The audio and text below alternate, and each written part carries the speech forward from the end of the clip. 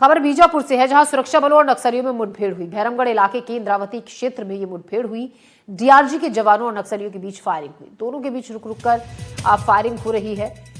इस वक्त की बड़ी खबर बीजापुर में, जहां सुरक्षा बलों और नक्सलियों में मुठभेड़ हुई। भैरमगढ़ इलाके के इंद्रावती क्षेत्र में ये मुठभेड़ हो रही है। डीआरजी के जवानों और नक्सलियों के बीच फायरिंग, दोनों तरफ से रुक रुक कर दोनों के बीच फायरिंग हो रही है।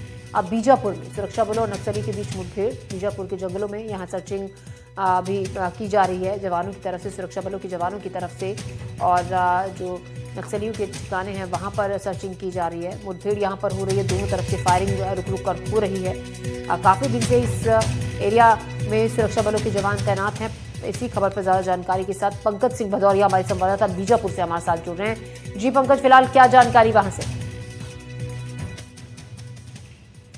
देखिए, बता दें हम कि बीजापुर जिले का जो भैरमगढ़ में इंद्रावती का जो क्षेत्र पड़ता है, इसमें ही पहाड़ी के इलाकों में माओवादियों की मौजूदगी के बाद में डीआरजी की टीम निकाली गई थी। और डीआरजी की जो बीजापुर से डीआरजी की लगभग 100 से 150 जवान इस इलाके में निकले हुए हैं। 25 से 30 नक्सली बताए जा रहे हैं जो इंद्रावती एरिया कमेटी की और भैरमगढ़ एरिया कमेटी की मौजूदगी थी वहां पर, जिनके बीच आज सवेरे से ही फायरिंग शुरू हुई और रुक रुक करके 2-3 अलग अलग स्पॉट पर फायरिंग हुई। इसका मतलब वहां पर नक्सलियों की संख्या मौजूद है, जिसको जवान घेर के रखे हैं और लगातार फायरिंग चल रही है। इसकी सूचना एडिशनल एसपी जो चंद्रकांत गवर्नर है उन्होंने डाली है। साथ में उन्होंने लिखा है कि यह अभियान अभी चल रहा है, इसलिए इसकी जो जानकारी है अलग से बाद में साझा की जाएगी। यानी कि जब तक ऑपरेशन पूर्ण नहीं होता है तब तक दूसरी अपडेट नहीं आएगी। लेकिन जो जानकारी हमारे पास तक आ रही है उससे ये पता चल रहा है कि वहां पर बड़े नक्सलियों की मौजूदगी के बाद ही डीआरजी ने इस पूरे ऑपरेशन को चलाया है।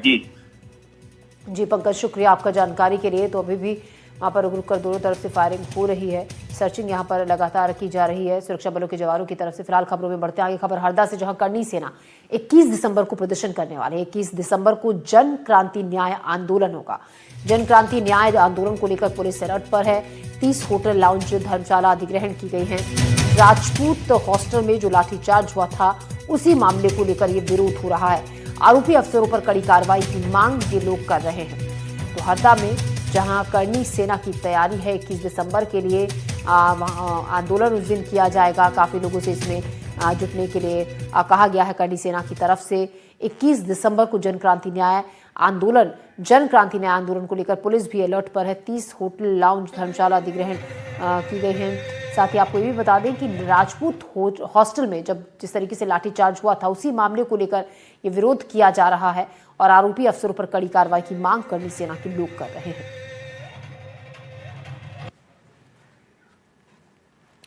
तो हरदा में करनी सेना 21 दिसंबर को करेगी प्रदर्शन। 21 दिसंबर को जन क्रांति न्याय आंदोलन होगा। जन क्रांति न्याय आंदोलन को लेकर पुलिस भी अलर्ट है। और आपको ये भी बता दें कि इसी के मद्देनजर 30 होटल, लाउंज, धर्मशाला अधिग्रहण की गई हैं। राजपूत हॉस्टल में लाठीचार्ज मामले का विरोध ये लोग कर रहे हैं। आरोपी अफसरों पर कड़ी कार्रवाई की मांग लगातार इनकी तरफ से की जा रही है और इसी को लेकर 21 दिसंबर के लिए तैयारी की गई है। एक बड़ा आंदोलन जिसको लेकर पुलिस भी अलर्ट पर है। राजपूत हॉस्टल में जो लाठीचार्ज हुआ था उसी का विरोध किया जा रहा है और जो आरोपी लोग हैं उनके खिलाफ कड़ी कार्रवाई, आरोपी अफसरों के खिलाफ कड़ी कार्रवाई की मांग कर रहे हैं। हरदा से आनंद गौर इस खबर पर ज्यादा जानकारी के साथ हमारे साथ जुड़ रहे हैं।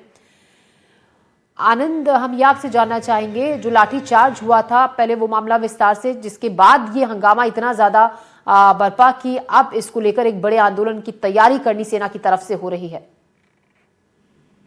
बिल्कुल, बताना चाहूंगा कि जो करनी सेना परिवार है, करनी सेना है, उस विगत 13 और 12 जुलाई के दिन जो राजपूत छात्रावास में जो लाठीचार्ज हुआ था, उनके जो दोषी पुलिसकर्मी और जो जिला प्रशासन के लोग हैं उस पर लगातार करनी सेना परिवार कार्रवाई की मांग कर रहा था।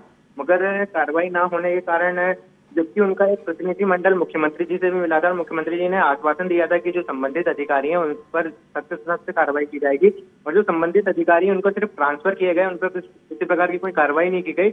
उससे नाराज होकर जो करनी सेना के प्रमुख है जीवन सिंह शेरपुर, उन्होंने 21 दिसंबर को एक आंदोलन का उद्घोष किया था, जिसको लेकर 21 तारीख को लेकर अब बड़ा आंदोलन जो हरदा में देखने को मिल रहा है, जिसको लेकर अभी करणी सेना द्वारा एक प्रेस कॉन्फ्रेंस भी आयोजित की गई थी, जिसमें उन्होंने बताया कि 21 तारीख को लगभग हजारों की तादाद में लोग यहाँ पर आएंगे।